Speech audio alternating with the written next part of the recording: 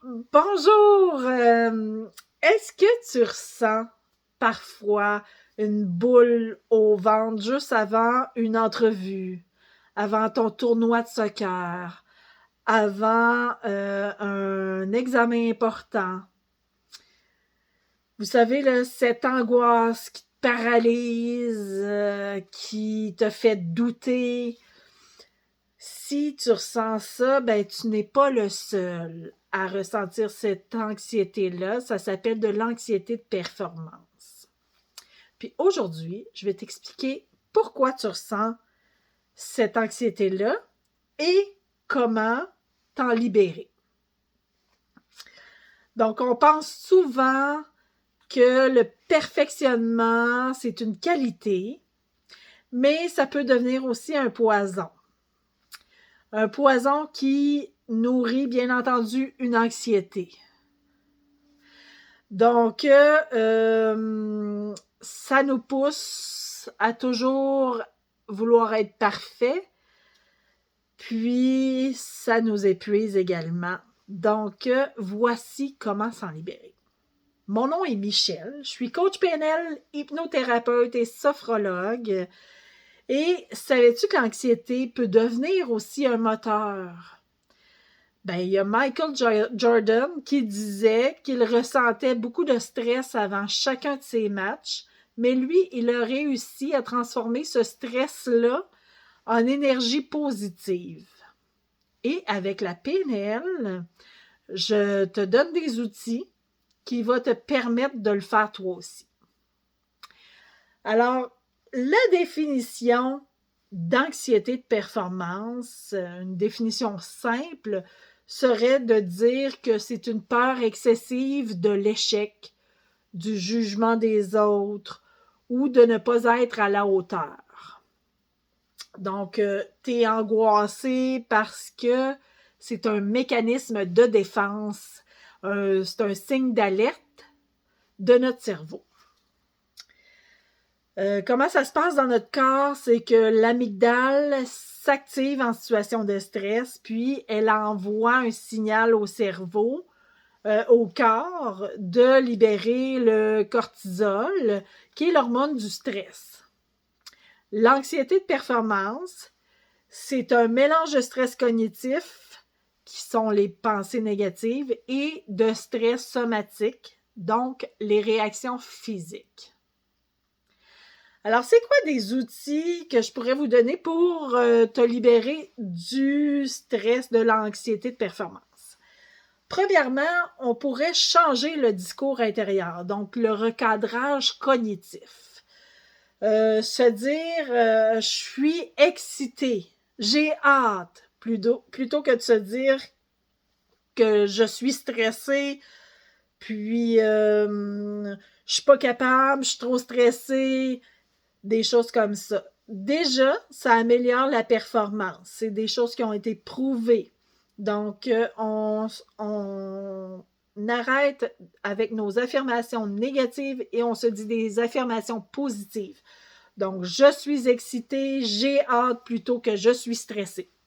Ça, c'est une des premières choses qu'il faut faire. La deuxième chose, une visualisation.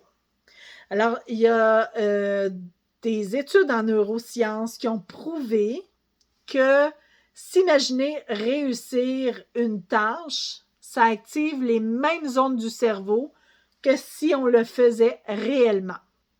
Donc, on peut se visualiser qu'on réalise cette tâche-là, qu'on réalise et qu'on a du succès aussi en le réalisant. Également, un autre truc que je peux vous donner pour se libérer de l'anxiété de performance, c'est un truc majeur, c'est de se fixer des objectifs réalistes. Alors, il faut se concentrer sur la progression et non la perfection.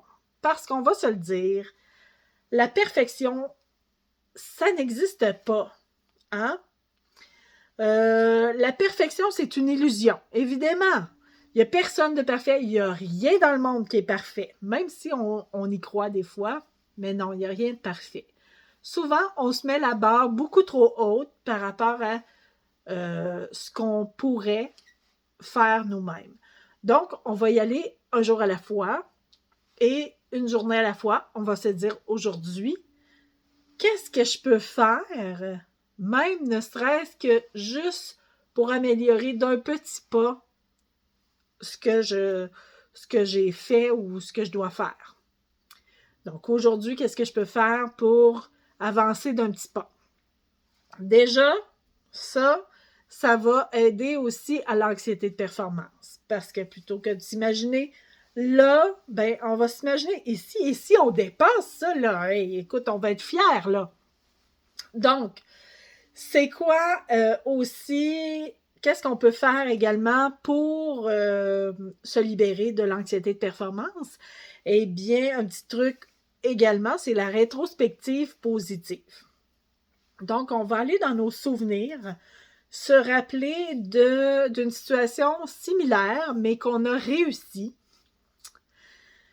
Puis, on va se demander à ce moment-là exactement quel talent ou compétence j'ai mobilisé.